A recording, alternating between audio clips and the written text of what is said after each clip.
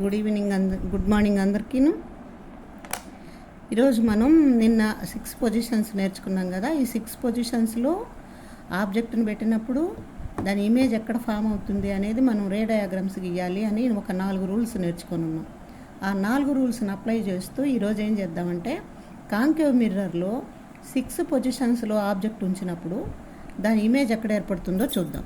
మొదటిది ఏమని అనుకున్నాం? మొదటిది వచ్చి ఇన్ఫినిటీలో ఆబ్జెక్ట్ని ఇన్ఫినిటీలో ఉంచినప్పుడు. ఇన్ఫినిటీ అంటే చాలా దూరం, సీకా చాలా దూరంలో అనమాట.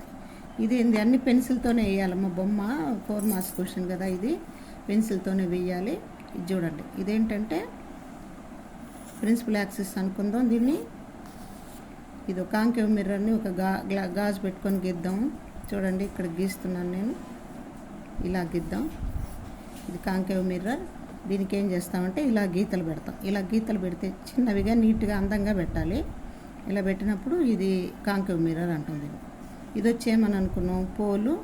ఇది వచ్చేసి ఎఫ్. ఇది వచ్చేసి సెంటర్ ఆఫ్ కర్వేచర్. ఇది ఎంత దూరం ఉంటుందో ఇది కూడా ఇంచుమించు అంతే దూరం ఉండాలి. ఇంచుమించు కాదు, అంతే దూరం ఉండాలి. ఇప్పుడు ఆబ్జెక్ట్ ఇక్కడ ఎక్కడో ఉందనుకుందాం, అంటే ఇన్ఫినిటీ దూరంలో ఉందని అనుకుందాం.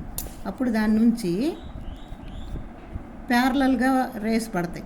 మొదటి రూల్ ఉంది కదా, మనం నేర్చుకున్నాం కదా. మొదటి రూలు ఏమని నేర్చుకున్నాం? ప్యారలల్ రే రూల్ అనుకున్నాం. చూడండి, ఆ రూల్ ఇక్కడ అప్లై అవుతుందన్నమాట. ప్యారలల్గా ఒక రే ఇట్ వచ్చింది అని అనుకుందాం, ఇంకొక రే కూడా ప్యారలల్గానే వచ్చింది అని అనుకుందాం. అంటే 2 రేస్ గీస్తాము. ఆ 2 రేస్ ఎక్కడైతే ఇంటర్సెక్ట్ అవుతాయో అక్కడ నీకు ఇమేజ్ ఫామ్ అవుతుంది. ఇక్కడ చూడండి, ఇది ప్యారలల్గా పడినటువంటి రే ఎఫ్ గుండా పోతుంది అని నేర్చుకున్నాం కదా. ఎఫ్ గుండా పోయింది. అదేవిధంగా ఇక్కడ కూడా చూడండి, ఎఫ్ గుండా పోతున్నది. ఆ రే కూడా ఎఫ్ గుండా పోతున్నది. ఈ 2 రేస్ ఎక్కడ ఇంటర్సెక్ట్ అయినాయి?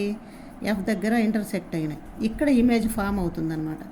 అంటే మనకు డౌట్ వస్తుంది, ఇక్కడ ఏం ఇమేజ్ కనపడడం లేదు కదా మేడం అని. రియల్గా అక్కడ ఏం ఇమేజ్ కనపడదు, అంత చిన్నదిగా చాలా చాలా పాయింట్ సైజులో ఏర్పడుతుంది. కానీ మనం ఏమని రాస్తాం? రూల్స్ ఏం రాస్తాం చూడండి. ఇక్కడ ఏమని రాద్దాం? ఆబ్జెక్ట్ని ఎక్కడ పెట్టుకున్నాము? ఆబ్జెక్ట్ని ఇన్ఫినిటీలో పెట్టాం. ఇమేజ్ గురించి రాస్తున్నాం మనం. ఇమేజ్ ఎక్కడ ఏర్పడింది?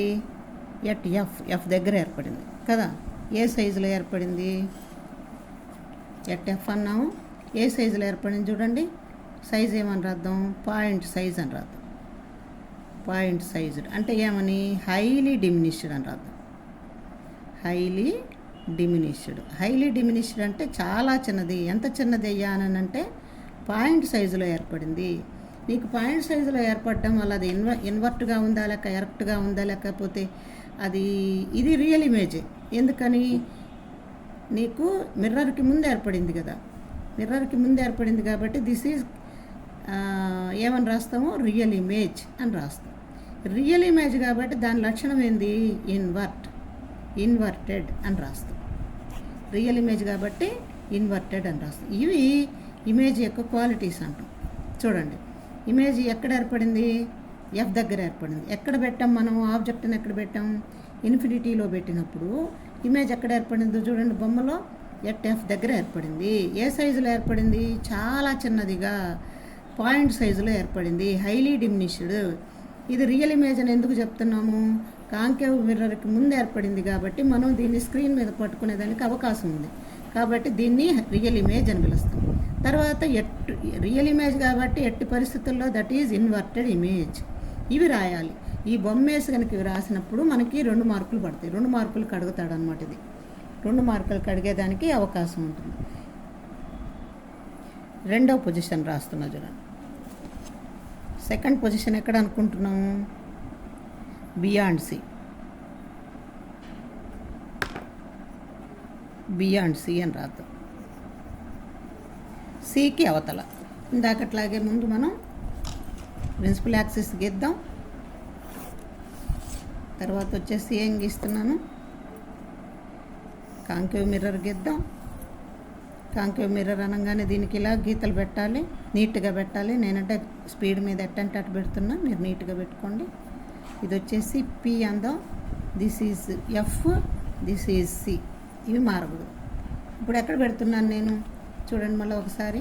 ఇది ఒక కాంకేవ్ మిర్రర్, ఇది పి అందాం దీన్ని, ఇది ఎఫ్, ఇది సి. ఎక్కడ పెడుతున్నాను నేను ఇమేజ్ ఆబ్జెక్ట్ని? బియాండ్ సి, సికి అవతల పెడుతున్నా. ఇక్కడ పెడుతున్నా, సికి అవతల పెడుతున్నా. ఇక్కడ ఇది చిన్నదిగా పెడదాంలే, సికి అవతల పెడతాం. ఇక్కడ ఏ రూల్స్ అప్లై అవుతాయంటే ప్యారలల్ రూలు అప్లై అవుతుంది. చూడండి,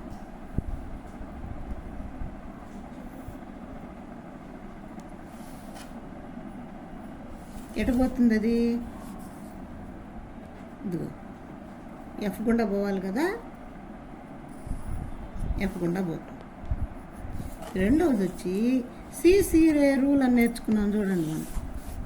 మూడవది సిసి రే రూల్ అంటే సి గుండా పోయేది సి గుండానే బయటకు వస్తుంది అని అనుకున్నాం కదా, అది ఇక్కడ ఇట పోయి మళ్ళీ ఇదే రూల్లో అదే రూట్లో వెనక్కి వచ్చేస్తుంది. ఇది చూడండి ఎక్కడ మనకి ఇంటర్సెక్ట్ అయ్యాయో చూడండి, ఇక్కడ ఇంటర్సెక్ట్ అయినాయి కదా. ఇప్పుడు దీనికి మనం ఇలా గీద్దాం. ఇలా గీసినప్పుడు ఇప్పుడు దీనికంటే కూడా చిన్నదిగా ఏర్పడుతుంది బొమ్మ. చూడండి చిన్నది, దీనికంటే చిన్నది ఏర్పడింది. మరీ ఎంత చిన్నది కాదు, మొదటి దాంట్లో చూపించినంత పాయింట్ సైజు కాదు, కానీ చిన్నదిగా ఏర్పడింది. ఎలా ఏర్పడింది చిన్నదిగా? తలకిందులుగా ఏర్పడింది చూడండి. ఇది నిట్టు నిలువుకుంటే ఇది కిందకుంది. ఎట్లా చెప్తాం మేడం అది ఇన్వర్ట్ అంటే? ప్రిన్సిపల్ యాక్సిస్ కనుక కింద వైపుకి ఏర్పడితే that image is inverted image అని అర్థం. తర్వాత మిర్రర్కి ముందు ఏర్పడింది కాబట్టి దిస్ ఈజ్ రియల్ ఇమేజ్ అని అర్థం. అది ఎక్కడ ఏర్పడింది? దాని ప్లేస్ చెప్పండి. In between F and C, ఎఫ్కి సికి మధ్యలో ఏర్పడింది. ఎక్కడ పెట్టాం ఆబ్జెక్ట్ని?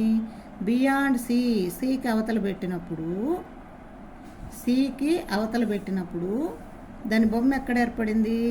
సికి ఎఫ్కి మధ్యలో ఏర్పడింది.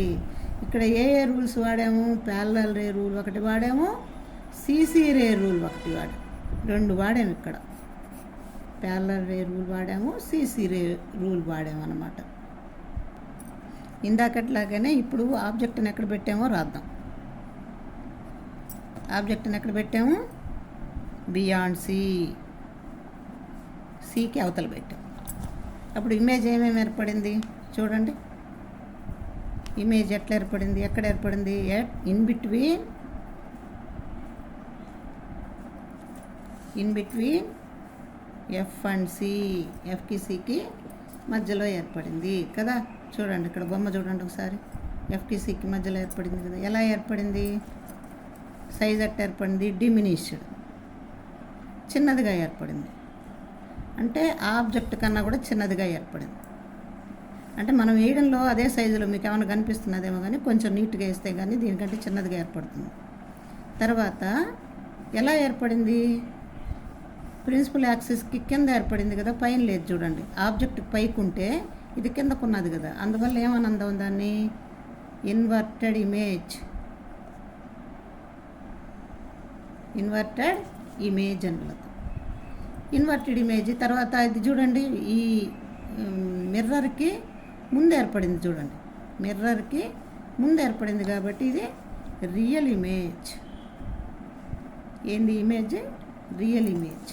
రియల్ ఇమేజ్ చూసారా? మళ్ళీ చెప్తా చూడండి. ఎక్కడ ఏర్పడింది అంటే ఎఫ్కి సికి మధ్యలో ఏర్పడింది చూడండి. ఎఫ్కి సికి మధ్యలో ఏర్పడింది.